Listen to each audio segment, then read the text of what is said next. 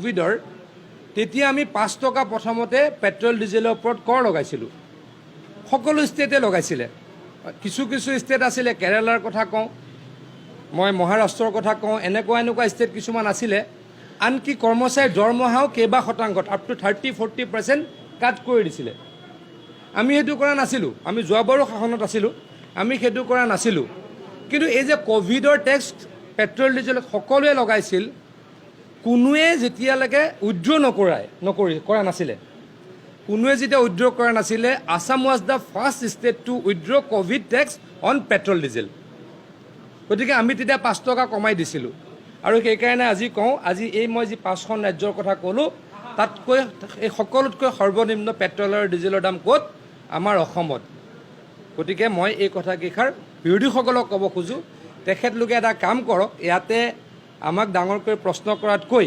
তেখেতলোকৰ যেতিয়া নেশ্যনেল কমিটিৰ মিটিং হয় তেখেতলোকৰ চৰকাৰবিলাকক কওক অশোক গেহলট ডাঙৰীয়াক ইয়াৰ পৰা ফোন কৰক তেখেতলোকে কেৰালাৰ মুখ্যমন্ত্ৰীকো ফোন কৰক মহাৰাষ্ট্ৰৰ মুখ্যমন্ত্ৰীকো ফোন কৰক যে আপোনালোকে কমাওক গোটেই দেশত অসুবিধা হৈছে অনলি আসাম গোটেই অসমত অসুবিধা হৈছে গোটেই দেশত অসুবিধা হৈছে বুলি তেখেতলোকে কোৱাৰ সাহস কৰক আৰু এটা মই ইণ্টাৰেষ্টিং কথা ক'ম মই আজি প্ৰায় 50 বছৰৰ কথা ক'ব খুজিছোঁ নট একজেক্টলি 50 বছৰ প্ৰায় 40 বছৰৰ মই এটা ডিফাৰেঞ্চ আপোনালোকক দিব খুজিছোঁ 1979 to 1986 মই ডিটেইলছত আজি অলপ ক'ব খুজিছোঁ সেইকাৰণে 1979 to 1986 মানে 1979 চনৰ পৰা 1986 চনলৈ পেট্ৰল ডিজেলৰ দামৰ গ্ৰোথ আছিলে 110%।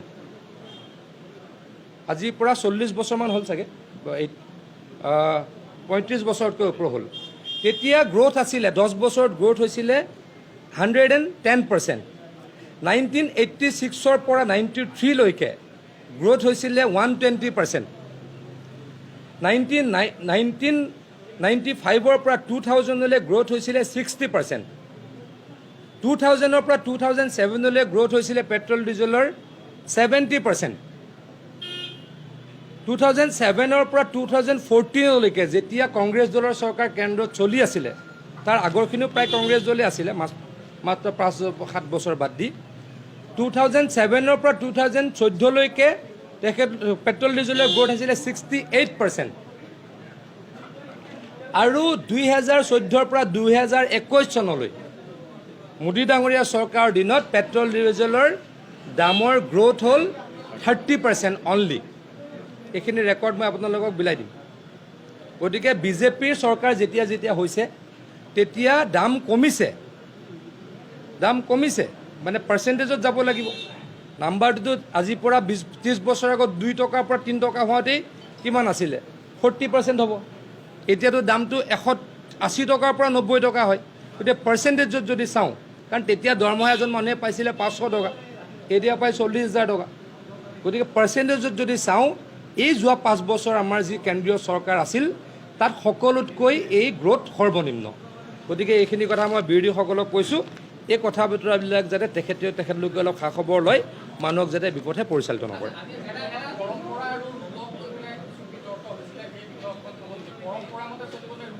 পৰম্পৰা মতেও চলে কিন্তু পৰম্পৰা মাজে মাজে চেঞ্জ হৈ থাকে মই আজি এটা কথা উপলব্ধি কৰিছোঁ মই বিধানসভাত বেছিকৈ ক'ব নোখোজিলোঁ মানে পৰম্পৰাটো কেনেকুৱা প্ৰত্যেক 5 বছৰে চেঞ্জ হয় বা অধ্যক্ষ ডাঙৰীয়াই চেঞ্জ কৰে নতুন অধ্যক্ষ আহিলে নতুন নিয়ম কৰে ভৰতনৰ ডাঙৰীয়াই আজি কথা কেইটামান কৈছে সেইটো তেওঁ 10 বছৰ আগৰ পৰম্পৰা আছিলে মই আজি এটা কথা বিধানসভাত কৈছিলোঁ যে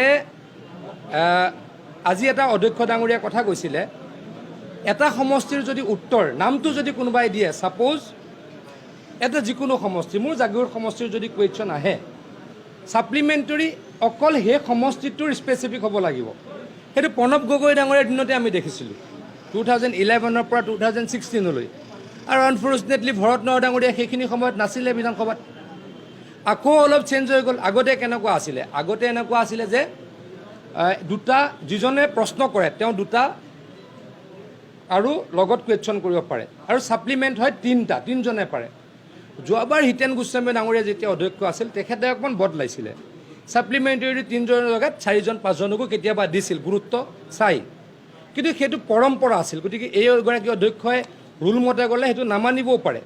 গতিকে মই আকৌ আপোনাক কৈছোঁ যে আপোনালোকৰ যোগেদি মাননীয় বিৰোধী পক্ষক কৈছোঁ, পৰম্পৰাৰ কথাটো চেঞ্জ হৈ কিন্তু থাকে। মই যেতিয়া উঠি পেলাই কৈছিলোঁ যে এই পৰম্পৰাটো মই 2011 পৰা দেখিছোঁ, তেতিয়া এজন সন্মানীয় সদস্য ৰকিবুল হুছেইন ডাঙৰীয়াই কথাটো হয় বুলি কৈছিলে। কাৰণ সদায় বদলি থাকে, কিন্তু আমি পৰম্পৰাটো একেবাৰে পৰম্পৰাক নুই কৰিব নোৱাৰোঁ। কিন্তু পৰম্পৰাটো মানা নাই কাৰণে অধ্যক্ষ জগৰীয়া হ'ব নোৱাৰে। কাৰণ অধ্যক্ষ ডাঙৰীয়াটো যোৱাবাৰ এই সদনত নাছিলে।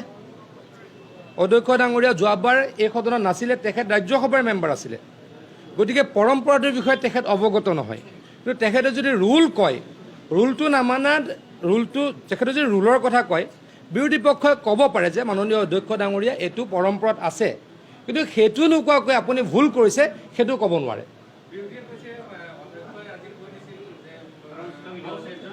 কোৱা নাই সেইটোলৈকে। তেওঁলোকে এডজৰ্ণমেণ্ট মোচন আনিছিলে, কথাখিনি কৈ আছিল। এডজৰ্ণ শব্দটো সেইখিনি কথালৈ কৈছিলে। এডজৰ্ণ হৈছে বুলি কোৱা নাই, আই ৱাজ ইন দ্য হাউচ। এডজৰ্ণ কৰা হ'ল বুলি কোৱা নাই। এডজৰ্ণ শব্দটো তেখেতলোকে যিহেতু এডজৰ্ণমেণ্ট মোচন আনিছিলে, সেই শব্দটো তেখেতে ৰেফাৰেঞ্চত কৈ আছিলে, কিন্তু এডজৰ্ণ হ'ল বুলি এই কথাটো তেখেতে কোৱা নাছিলে। মই ষ্ট্ৰিক্টলি কালি SP ডাঙৰীয়াক ফোন কৰিছোঁ, ডাঙৰীয়ানীক ফোন কৰিছোঁ, আৰু DC ডাঙৰীয়ানীকো ফোন কৰিছোঁ। ষ্ট্ৰিক্টলি যোন দোষী কাৰো মুখলৈ নোচোৱাকৈ দোষীক শাস্তি দিবলৈকে মই ইতিমধ্যে নিৰ্দেশ দিছোঁ।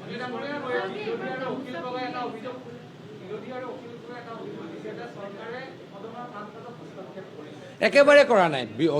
অখিল গগৈ ডাঙৰীয়া নতুন বিধায়ক, তেখেতে পৰম্পৰাও নাজানে, বিধানসভাৰ কথা বতৰাবিলাক তেখেতে নাজানে। বিধানসভাৰ কথা বতৰা নজনাকৈ তেওঁ যদি এইবিলাক কয় তেতিয়া ভুল কথা হয়।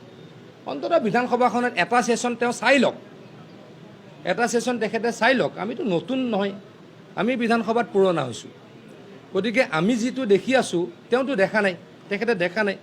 অন্ততঃ এটা ছেশ্যন তেখেতে চাই, তেখেতে বিধানসভাৰ যি পৰম্পৰা, যি নীতি নিয়ম, সেই কথাবিলাক চাওক। বাকীখিনি তেওঁ যি কৰে কৰি থাকিব। কেটল প্ৰিজাৰ্ভেশ্যনৰ ওপৰত আমি ইতিমধ্যে কৈছোঁ, বিলখন যেতিয়া সদনত হ'ব, বহুত অভাৱনীয় কথা বতৰা নাই, অসম্ভৱ কথা বতৰা নাই, অকল গো সুৰক্ষাৰ কথাহে কোৱা হৈছে। গতিকে এই বিষয়ে আমি যিদিনা বিলৰ ওপৰত ডিবেট হ'ব আপোনালোকে জানিব, তাৰ বিষয়ে আমি ব্ৰিফ কৰিম। মাননীয় মুখ্যমন্ত্ৰী ডাঙৰীয়াই নিৰ্দেশ দিছে যে আমাৰ NDAৰ যিখিনি সদস্য, BJP দল, AGP দল আৰু UPP দলৰ সদস্যসকলে অকল গামোচা নহয়, আজি গামোচা পিন্ধিছোঁ, কালি হয়তো কোনোবা এটা জনগোষ্ঠীৰ যি আছে, বড়োসকলৰ আৰনাই, মিচিংসকলে যি পিন্ধে, তিৱাসকলে যি পিন্ধে, তেনেকুৱা আমি প্ৰত্যেক দিনাই আমাৰ শাসকীয় দলৰ সদস্যসকলে পৰিধান কৰিব। বিধানসভাটো স্পীকাৰ ডাঙৰীয়াই চাই এই বিষয়ে তেখেত অৱগত। Thank U.